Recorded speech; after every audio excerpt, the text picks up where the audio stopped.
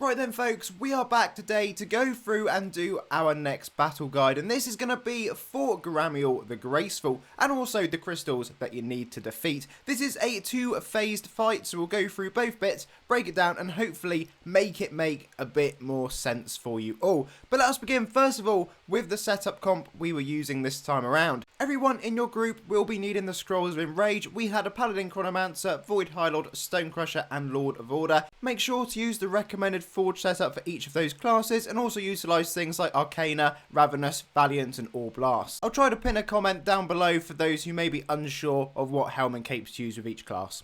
Anyway, so here we go. Phase 1 is the crystals. The left crystal will be targeted by Paladin Chrono, who will be your taunt 1, and your Void High Lord, who will be taunt 2. The right crystal will be Stonecrusher as taunt 1, and Lord of Order as taunt 2. When the text appears, the Grace Crystals prefer a defense-shattering attack. Taunters 1 must use their scroll. It is important to note the text will appear for both crystals at the same time. The next time you see both lines of this text appear, Taunters 2 must use their scroll, and then you have to go through and repeat the process. When you see the text, Gramiel attempts to drain your power, break his guard, you can go ahead and attack Gramiel directly until you see the text, your defenses return to normal, at which point get straight back on the crystals because there will be a taunt that you'll need to do pretty much straight away. Let's see then how this looks practically in the real world. So first of all, you're going to start the fight, and as I said earlier, the classes are split into two, so there are 2 players on each of the crystals. Myself and Tomo are on the one on the right, and then you've got Kimon on the left with BJD. At this point, we're waiting to use our scrolls, and I'm Taunter 1, and this text has now appeared on screen, so that is the cue for your Taunters 1, both the left and the right crystal, to make sure they've used their scrolls on the crystal that they are attacking. There's always going to be 2 lines of text because there's 2 crystals putting up the same message. I'll be keeping an eye out again for that text to reappear, and when it does reappear, it is the turn of Taunters 2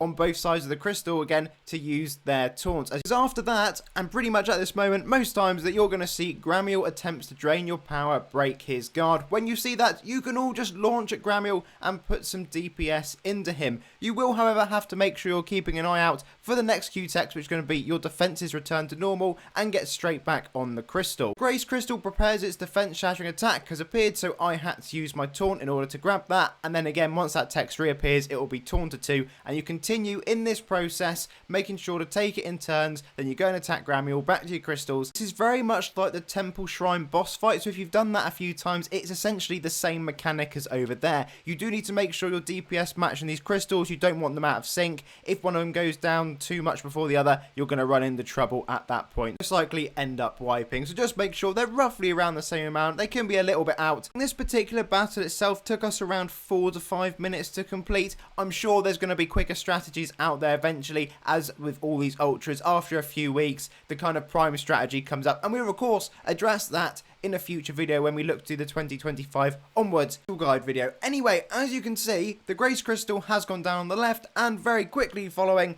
is going to be this one on the right hand side. At this point in the fight, you are now into phase 2. Everyone must loop their taunts in order, so from Taunter 1, Taunter 2, Taunter 3, Taunter 4. In our case, this was how the classes lined up, and then you just need to go through and repeat that cycle. You need to make sure you are keeping focus active the whole time. If a teammate dies, someone else will need to take that taunt for them. So, how does that look in practice? So, as you can see, we've started fighting Gramiel. Paladin Chronomancer has used their taunt. It then goes on to Void High Lord just as focus is about to end. Have your third taunter at the ready for when focus is ending again to use that, and in that case it was me this time round. Lastly, it is the time of the 4th taunter to take the last focus, and once you've gone through that cycle, you have to keep it repeating. Back round to Taunter 1 and go through it in the same order. We were using voice chat for this part, and it made it a lot easier. If you don't have voice chat, you could try using like the number keys just to know where you are. So once Taunter 1's used it, type a 1 or something, Taunter 2 when they've done theirs, hit a 2,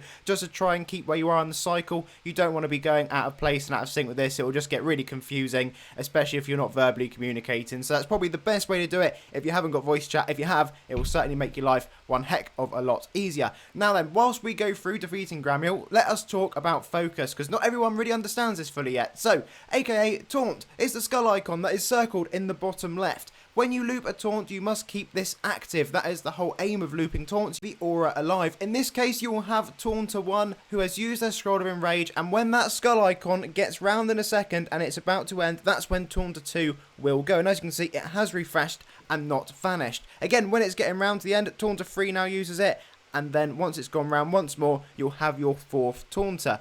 At this point, you'll be back round to Taunter 1, and this is how you keep doing the loop, keeping that skull icon going. The class's order and the order they're taunting in is just what we're doing in the video here in the background, so I just wanted to make it relate directly to what we were doing. You're not stuck on those. You can shift the classes about a little bit if you want a different order, so you can do that at both phases of the fight, but you do need to stick to the actual pattern that's happening, and as long as you do that, you should be pretty much absolutely fine. Once you get your head around the mechanics of this fight, it's not the toughest ultra in game. It's not another speaker where you're going to need a chart or anything like that to go through and do it. You can do this one probably if you're really good at counting numbers relatively well in your head eventually, but I would recommend, as I said earlier, if you can voice chat with people because you're in a guild or something or in a Discord, definitely give it a go. If not, I would definitely be putting numbers in the chat for this stage just so you know who's gone. So if you know if you're Taunter 3, you can be number 3 and just put that in when you've taunted.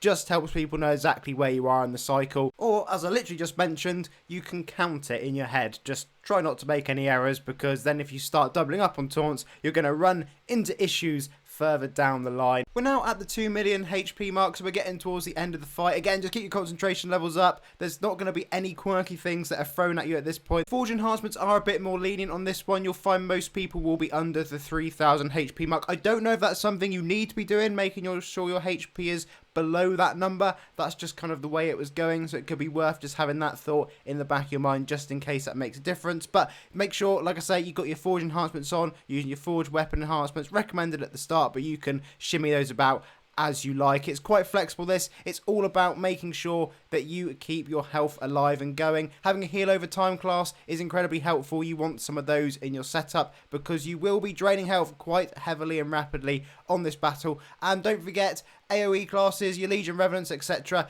they will get more damage reflected back at them from the crystals, so just don't really think about using them. Try to avoid them where you can, at least for the moment. However, folks, that is Gramiel all defeated, so good luck to you. If you have any questions or other comps and setups, let us know down below. It's always really helpful to see them in the comments. Shout out and big thank you to Kimon, Tomo, and BJD. Until next time, have a lovely day.